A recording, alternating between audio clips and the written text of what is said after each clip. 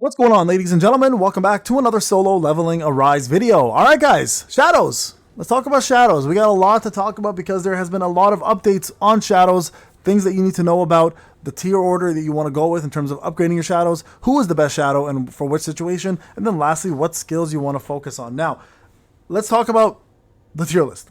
Probably the most important thing. So the top 3 shadows currently in the game are still literally exactly the same. Nothing's really changed, right? So Igris being number 1, still the most loyal, debatable Beru obviously, but still the best shadow in the game, still has the best effect, probably the most important effect, and of course still has some of the best skills. Now, in regards to skills for Igris, what do you want to level up first?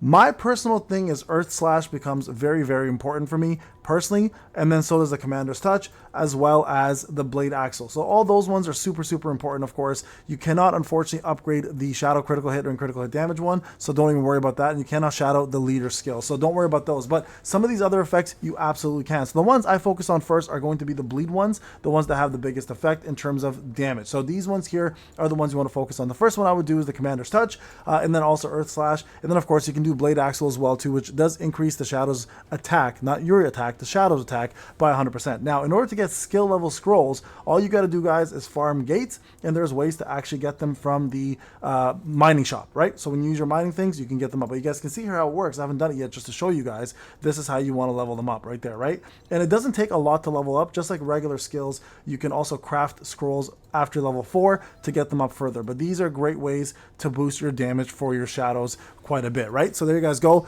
Igris being the first shadow you want to focus on, right? Next shadow in line is going to be Beru. That's right. Beru has a couple really, really good things about him.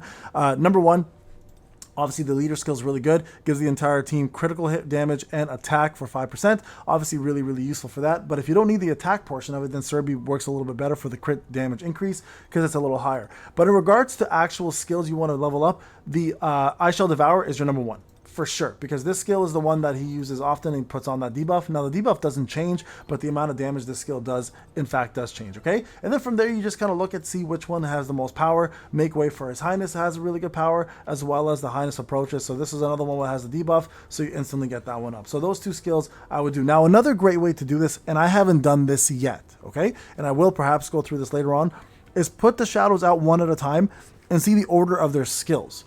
Right? If there's one skill that's being performed more often than the others, then you want to focus on getting that skill up instead. You guys can see some of these are much higher, but we have a lot of shadows to go through. So let's cover the rest of them first. But before I go any further, guys, I want to let everybody know the support program is about to end. We have ourselves 3 more days, or maybe 4 more days. I think 3 more days before all 6 coupons are expired. Plus we have 2 new coupons on the way, which I'll be sending. So if you are an existing supporter, guys, you already have your codes. 2 more will be on the way when they're released. All new supporters will get 6 more codes, and then we will also have ourselves the ability to get 2 more codes at the end of the season, right before it's over, okay? But real quick, also want to remind everybody, when you log in, there is now the opportunity to extend. So what you want to do, guys, is when you log in there, scroll down, you see an extend support button. Click that extend support button. It'll give you the option to extend. Once you extend, you are guaranteed to get additional codes for the next season, so you won't miss out on them. Plus, you can continue accumulating points and getting your rank up, because you guys know the top number 1 gets a $100 gift card.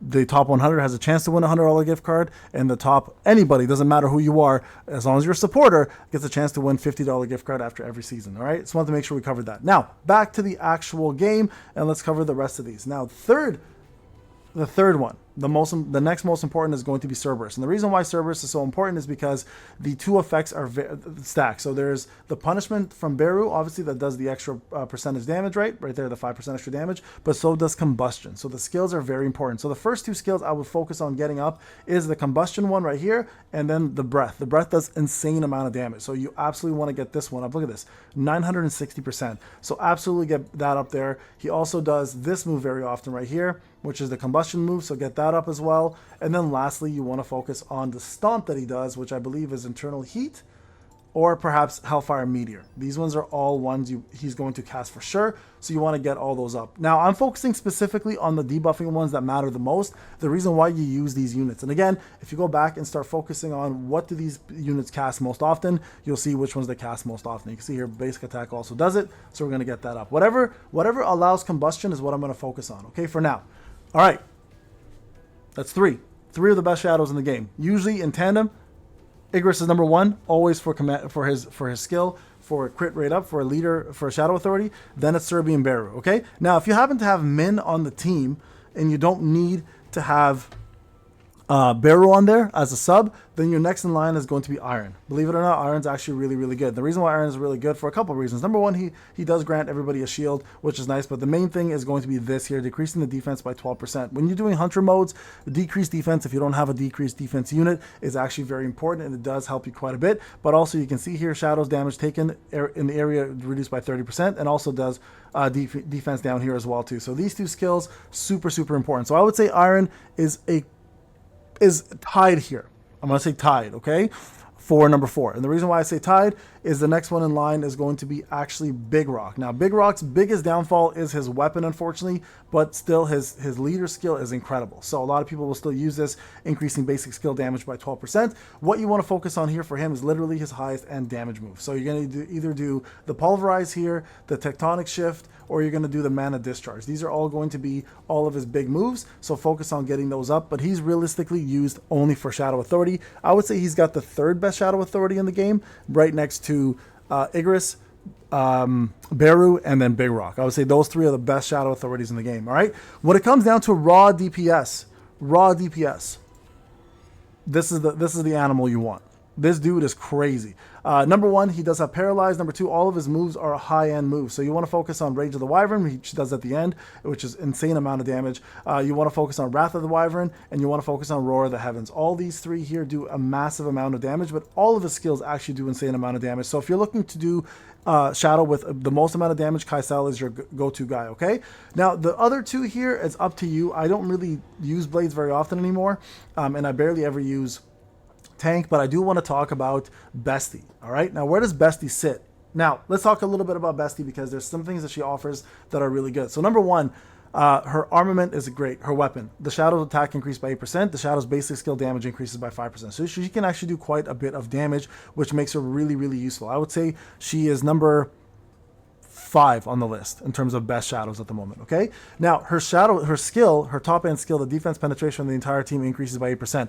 Currently, the only place this is really useful for in the moment in the game is actually Deimos. So she may be your main Shadow Authority for Deimos if you have every other stat kind of covered and you need some defense penetration. Outside of Deimos, she really doesn't have that much of a use in terms of her Shadow Authority, okay? So that kind of puts her down. Now, Glacial Break is fantastic because it has the option to freeze, but a lot of bosses are immune to freeze, so that causes a problem. Queen's Authority is a fantastic skill to level up because of the amount of damage it does, but this here is great. So this Ice Predator increases the user's defense penetration by 10%. Again, this is her own defense penetration, and it also affects the entire team, which is amazing. Okay, so this is going to be great for everybody to get defense penetration right there. So not the best shadow, but one of the best shadows, especially when it comes down to defense pen mattering. That's what you want to use. She's the one you want to use for that content, specifically Deimos. All right, guys, there you guys go. That covers all the shadows. So if we're going to go in order of best ones to worst, 1, 2, 3, top 3, 4, 5,